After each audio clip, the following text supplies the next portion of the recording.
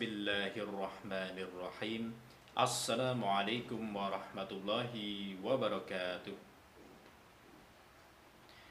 Alhamdulillahilladzi hadana lihadza wa ma kunna linahtadiya an laula an hadana Allah. Wa asyhadu anna Muhammadan abduhu wa rasuluh sallallahu alaihi wa ala alihi wa ashabihi wa man tabi'ahum bi ihsanin ila yaumiddin. Amma ba'du. Allahu Akbar, Allahu Akbar, Allahu Akbar. La ilaha illallah, wallahu Akbar, Allahu Akbar, walillahil hamd. Para pemirsa yang dimuliakan Allah Subhanahu wa Ta'ala, walhamdulillah, hari ini kita berada dalam hari yang besar, hari perayaan, hari di mana kita kembali berbuka puasa, yaitu hari Idul Fitri. Adalah suatu kenikmatan yang besar kita dapat menjalankan ibadah syiyam secara penuh di bulan Ramadan. Kita terus berdoa kepada Allah Subhanahu wa Ta'ala, semoga amalan kita di bulan Ramadan diterima di sisi Allah Subhanahu wa Ta'ala, dan semoga amalan kita yang penuh kekurangan tetap mendapatkan balasan terbaik di sisinya. Dan semoga Allah Subhanahu wa Ta'ala juga mengampuni semua kesalahan dan setiap kelalaian kita selama beramal di bulan Ramadan. Para pemirsa yang dimuliakan Allah Subhanahu wa Ta'ala, pada kesempatan ini kami akan menyampaikan sunnah-sunnah yang berkaitan dengan Idul Fitri, yang mana bisa kita amalkan dengan berharap pahala di sisi Allah Subhanahu wa Ta'ala. Para pemirsa yang dimuliakan Allah Subhanahu wa Ta'ala, sunnah yang pertama pada hari raya Idul Fitri adalah mandi sebelum berangkat untuk sholat Id. Sebagaimana disebutkan dalam hadis, anna Abdullah bin Umar kana yakhtasilu yaumal fitra qabla an ya'dua ilal musalla. Bahwasanya Abdullah bin Umar radhiyallahu an mandi pada hari raya Idul Fitri sebelum berangkat ke musola atau tanah lapang tempat untuk sholat. Hadis riwayat Imam Malik dalam Al-Muwatta. Al-Imam An-Nawawi juga menjelaskan kesepakatan para ulama tentang disunnahkannya mandi sebelum berangkat sholat Id. Sunnah berikutnya adalah makan ringan sebelum berangkat sholat Idul Fitri. Sebelum berangkat sholat Idul Fitri, disunnahkan untuk makan ringan terlebih dahulu, seperti makan beberapa butir kurma yang jumlahnya ganjil. Sebagaimana dalam hadis yang diriwayatkan oleh Imam Bukhari dari Anas bin Malik radhiyallahu an, beliau berkata, "Kana Rasulullah sallallahu alaihi wasallam la yaqdwa yaumal fitri hatta ya'kula tamarat wa ya'kuluhunna witran." Rasulullah sallallahu alaihi wasallam tidaklah keluar di pagi hari Idul Fitri sampai beliau makan terlebih dahulu beberapa kurma. Beliau makan dalam jumlah ganjil. Sunnah berikutnya, berhias dan berpakaian paling bagus di hari Idul Fitri. Diriwayatkan oleh Ibnu Khuzaimah dalam sahih beliau dari Jabir bin Abdullah radhiyallahu an, beliau berkata, "Kanat lin-nabiy sallallahu alaihi wasallam jubbatan yalbasuha fil 'aidaini wa yaumil jum'ah." Nabi sallallahu alaihi wasallam memiliki jubah yang beliau gunakan ketika hari raya dan hari Jumat. Berhias dan berpakaian paling baik di hari Id merupakan sunnah. Sebagaimana hal ini sudah dikenal di masa sahabat Umar bin Khattab radhiyallahu an pernah mengambil sebuah jubah dari sutra. Kemudian beliau menunjukkannya kepada Nabi sallallahu alaihi wasallam. Seraya berkata, "Belilah ini agar Anda bisa memakainya saat Id atau saat menerima utusan." Tapi Nabi Muhammad SAW menyatakan kepada Umar, itu pakaian sutra itu adalah pakaian bagi laki-laki yang tidak mendapatkan bahagian akhirat. Nabi SAW tidak mengingkari Umar radhiyallahu an tentang berpakaian baik atau berpakaian bagus di hari Id. Yang beliau ingkari adalah bahwasanya pakaian yang ditawarkan oleh Umar radhiyallahu an itu, yaitu pakaian dari sutra, adalah haram dipakai oleh kaum muslimin laki-laki di dunia. Sunnah berikutnya adalah bertakbir pada hari raya Id. Takbir pada hari raya Idul Fitri dimulai sejak dari dipastikan masuknya malam Syawal hingga imam bersiap akan sholat Id. Hal ini sesuai dengan firman Allah Subhanahu wa taala dalam surat Al-Baqarah terkait puasa, "Walitukabbirullaha 'ala ma hadakum wa la'allakum tashkurun." Dan bertakbirlah atau tunjukkanlah kebesaran Allah atas petunjuknya kepada kalian dan agar kalian bersyukur. Ucapan takbir ini dikumandangkan dengan tahmid, tahlil, dan zikir lain. Tidak ada lafaz khusus dari Nabi Shallallahu Alaihi Wasallam, hanya disebutkan dalam beberapa ucapan sahabat Nabi radhiyallahu anhum. Seperti Ibnu Mas'ud radhiyallahu anhu diriwayatkan oleh Ibnu Abi Syaibah dalam musannaf beliau bahwasanya Ibnu Mas'ud radhiyallahu anhu membaca Allahu Akbar, Allahu Akbar, Allahu Akbar. La ilaha illallah wallahu akbar, Allahu akbar walillahil hamd. Allah Maha Besar, Allah Maha Besar, Allah Maha Besar. Tidak ada sesembahan yang hak kecuali Allah. Allah Maha Besar, Allah Maha Besar, dan bagi Allah lah segala pujian.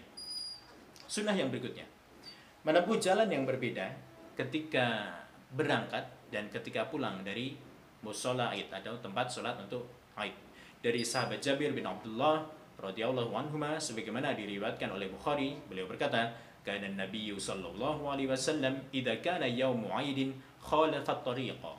Nabi sallallahu alaihi wasallam pada hari Id menempuh jalan yang berbeda saat berangkat dan pulang. Sunnah berikutnya, saling memberikan ucapan selamat.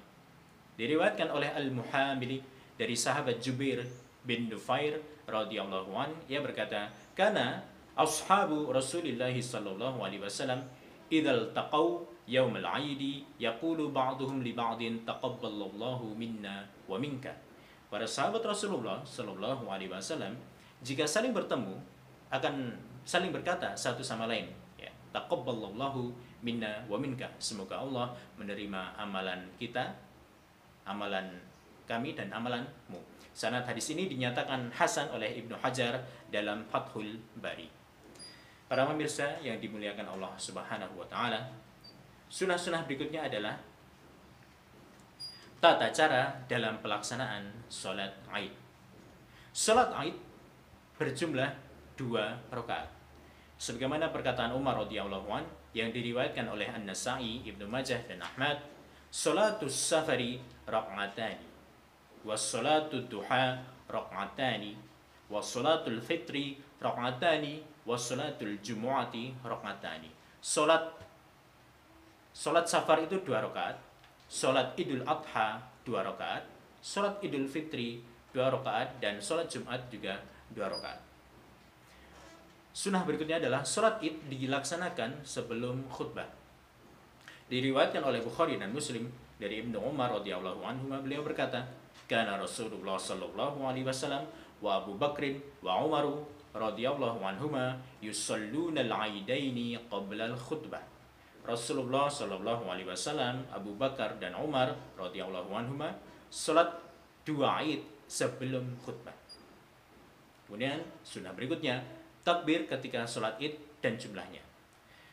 Pada rakaat pertama salat Id kita melakukan takbiratul ihram, kemudian membaca doa iftitah, lalu bertakbir sebanyak 7 kali, dan pada rakaat kedua setelah takbir intikal atau berdiri dari sujud, maka kita bertakbir sebanyak 5 kali. Diriwayatkan dari Abu Dawud dan Ibnu Majah dan disahihkan oleh Al-Albani dari Aisyah radhiyallahu anha bahwasanya Nabi sallallahu alaihi wasallam bertakbir ketika Idul Fitri dan Idul Adha di rakaat pertama berjumlah 7 kali takbir, dan di rakaat kedua berjumlah 5 kali takbir, selain takbir ruku di masing-masing rakaat. Imam Al-Baghawi dalam Syarhus Sunnah mengatakan, ini adalah pendapat mayoritas ulama dari kalangan sahabat maupun orang-orang setelahnya. Mereka bertakbir setelah sholat Id di rakaat pertama sebanyak 7 kali selain takbiratul ihram, dan di rakaat kedua 5 kali selain takbir bangkit dari sujud. Dan pendapat ini diriwayatkan dari sahabat Abu Bakar, Umar, dan Ali radhiyallahu anhum ajma'in. Kemudian sunnah berikutnya ketika sholat Id adalah zikir di sela-sela takbir tambahan atau takbir zawaid. Terdapat riwayat yang sahih dari Ibnu Mas'ud radhiyallahu an yang diriwayatkan oleh Al-Baihaqi dan disahihkan oleh Al-Albani ketika beliau menjelaskan tentang salat Id. Baina kulli takbirataini hamdallah wa thana'u 'ala Allah. Di setiap sela-sela takbir tambahan dianjurkan membaca tahmid dan pujian kepada Allah Subhanahu wa taala.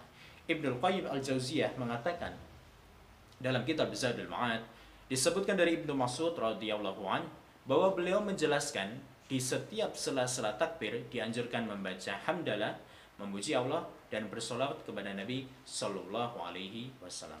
Kemudian setelah itu membaca Al-Fatihah dan surat-surat lain dalam Al-Quran. Disunahkan bagi imam untuk membaca surat Qaf di rakaat pertama dan pada rakaat kedua membaca surat Al-Qamar. Atau boleh juga dengan opsi lainnya yaitu membaca surat Al-A'la di rakaat pertama dan di rakaat kedua membaca surat Al-Ghashiyah.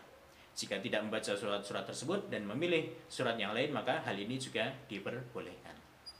Kemudian sunnah yang berikutnya adalah khutbah Id. Setelah sholat Id disyariatkan melaksanakan khutbah Id sekali, tidak dua kali sebagaimana dalam khutbah Jumat.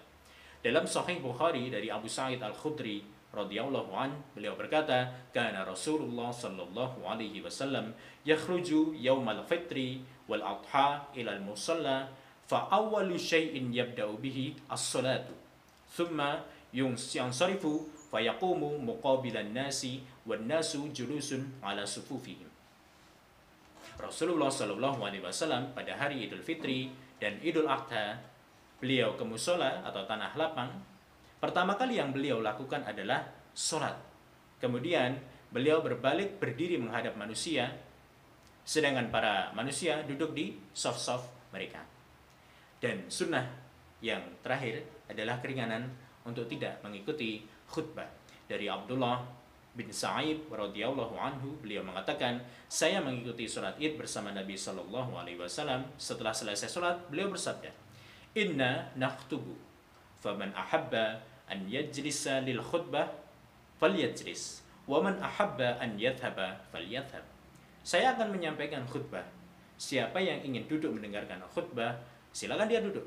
Dan siapa yang ingin pulang, silakan pulang. Hadis ini diriwayatkan oleh Abu Daud dan An-Nasa'i dan disahihkan oleh Al-Albani. Ibnu Qayyim Jauziyah dalam kitab Zadul Ma'ad mengatakan, Nabi Sallallahu Alaihi Wasallam memberikan keringanan bagi orang yang mengikuti sholat Id untuk duduk mendengarkan khutbah atau memilih untuk pulang. Dua-duanya adalah boleh. Walhamdulillahi rabbil alamin. Para pemirsa yang dimuliakan Allah Subhanahu wa taala, demikian sedikit yang bisa saya sampaikan terkait sunnah-sunnah tentang Idul Fitri. Semoga bermanfaat bagi pemirsa semuanya. Kami akhiri, wallahu a'lam bishawab. Subhanakallahumma rabbana wa bihamdika asyhadu an la ilaha illa anta astaghfiruka wa atubu ilaik. Wassalamualaikum warahmatullahi wabarakatuh.